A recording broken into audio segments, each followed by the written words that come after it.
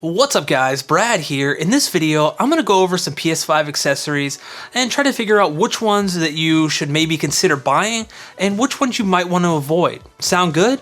Let's get started. If you're new to the channel, I post home theater and gaming related content every single week.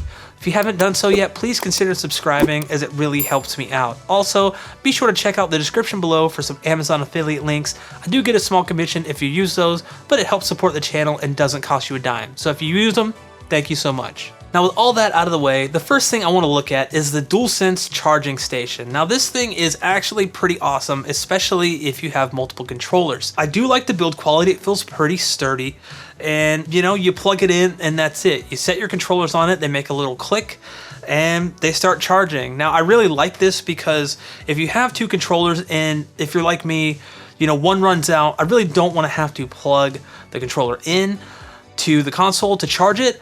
You can just have one ready to go, plop the old one on, take the new one off, and you always have a controller charged. Now obviously this is also extremely useful for multiple players, so if you have a lot of games that are couch co-op, or you maybe have other people over and they have their own controller, then this is really awesome there. Now the only thing it comes with is a power cable, and really that's all it needs, but there is a small brick around the middle, and this is really okay. It's not overly big, and it allows the actual plug that plugs into the wall to be really small, and you don't have to worry if you have a surge protector or a battery backup that you need a huge plug to facilitate that. So it's really nice having the small cable. Now moving on, the next thing I want to talk about is the media remote. Now this thing I wasn't too sold on initially.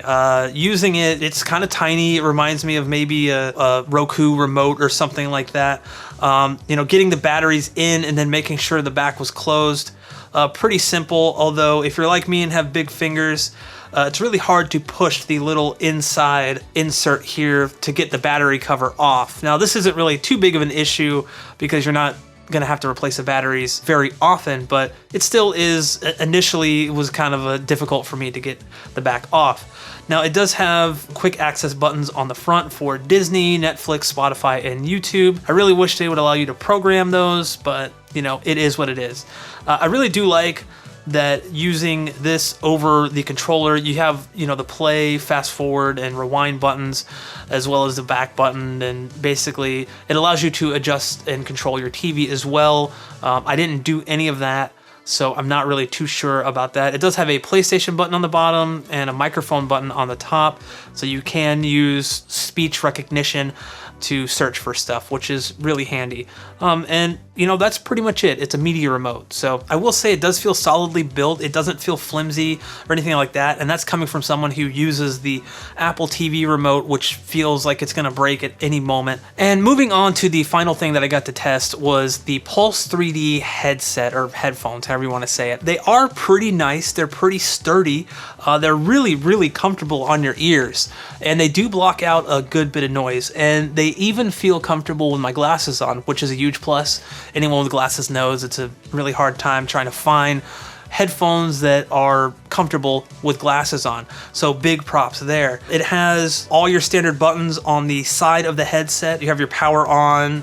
You can plug it up to a standard 3.5mm jack, USB-C charging port, the mic mute button, which is really handy, volume up and down. Monitoring for your microphone is either on or off. Now, I will say I didn't really find it too noticeable when I had it on, especially if you have the game at a really loud volume. I'm not saying it doesn't work well, it just, in my case, I couldn't really hear myself that well in it. I wanted a little more volume, I wanted a little more flexibility in adjusting that.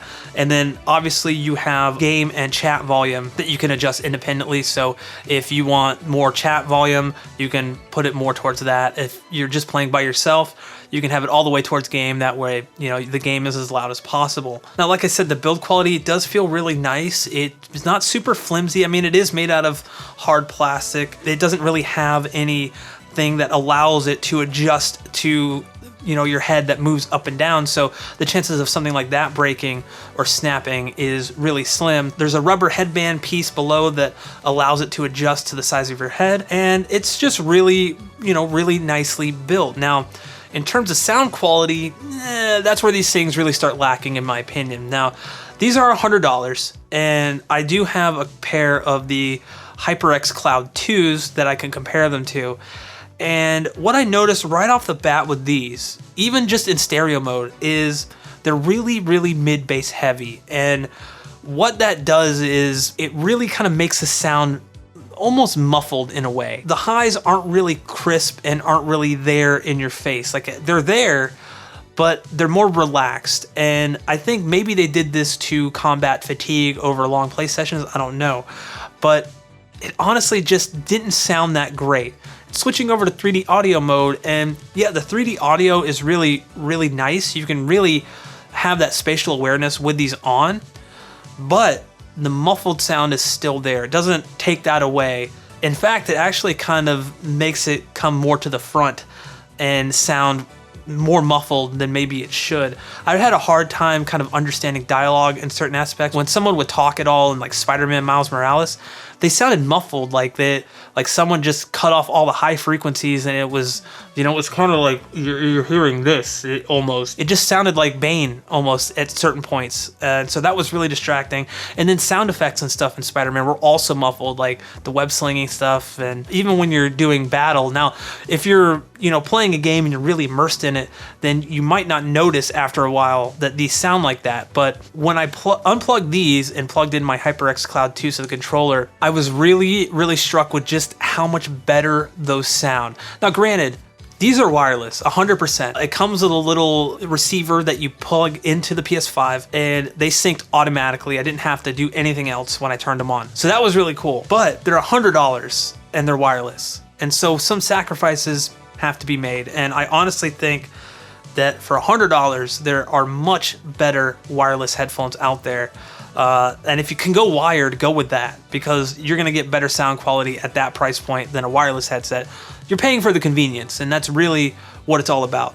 If you like the sound of these, I'm not saying that that's bad, but they're not really that great, in my personal opinion. I wouldn't recommend someone run out and buy these for the PS5. I would say look at another set of headphones.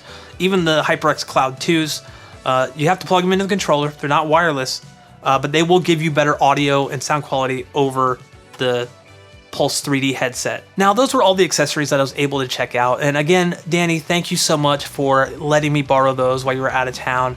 I really appreciate it. So I wasn't able to check out the HD camera. Now, I've heard great things about it, but really, I think the only use case there is if you want to stream. Again, I've heard that the video quality is actually really good, and if you're streaming to Twitch or YouTube or maybe even Facebook, I'm not 100% sure because I don't stream stuff, then it's supposed to be pretty seamless, which is really awesome. And if you can get up and running quickly, that's even better. So, and I didn't go over the controller either because it's included with the console, and if you're watching this video and you have a PS5 or you're thinking about getting a PS5, you probably already know what the console and the controller are about. So with all that said, what do I actually think is worth picking up, and what do I think you maybe should avoid? Obviously, if you have multiple controllers, the charging station is a no-brainer, especially at the price. I think it's around 30 bucks. It allows you to keep your controllers charged at all times. Personally, I would buy it because, one, I use a controller until it runs all the way out, until it shuts off and the console yells at me and says, connect to controller. In that case, it's really awesome because you can just walk up to the charging station, or if you have it on your coffee table or something, like some people do, you can just grab the other controller, put the one that just died on there, and turn the new one on, and you're good to go. That's really awesome. It prevents you having to plug it back into the console or have a long, cord, a USB-C cord that you could plug into. So that's really, really helpful. I would personally recommend that. The other thing I would recommend is the media remote. If you're going to use your console a lot for, watching Netflix or maybe watching Blu-rays or 4K Blu-rays, then again, at the price, it's really a no-brainer. It gives you the main controls right there instead of having to use a controller. Now, personally, I don't like using the controller at all. So an investment of $20 to $30 on something that will last me a long time and make my life easier is definitely a worthy investment. And You know, like I said, the build quality is really nice. It doesn't feel like the flimsy Apple TV remote. It feels more like a Roku remote, very solidly built, has the nice accents on it, like the PS5. So, you know, you get the little textured back with the X's and the triangles and O's and squares and stuff like that. And then honestly, if you're really, really into Sony products and Sony headphones, the Pulse 3D headset isn't bad, but for $100, I would go with something else. The sound quality is just, I was extremely disappointed coming from the HyperX Cloud 2s, which are around the same price. Again, those are not wireless. My recommendation is to save up and maybe spend $50 more and get a more premium headset than that. You know, the overall sound quality and the muffled sound to it just really didn't do it any favors. And then obviously, if you're not aware, you can use 3D audio on any headset that's plugged into the PS5 controller. It's not just limited to the Pulse 3D headset. If you enjoyed this video and found it helpful at all, please give it a big thumbs up. It lets me know that you appreciate this type of content. Also, if you have any questions about the PS5 accessories I talked about in this video, home theater, or gaming in general, please leave a comment down below and I'll try to get to it if I can. Thank you everyone for watching, and I'll catch you in the next one.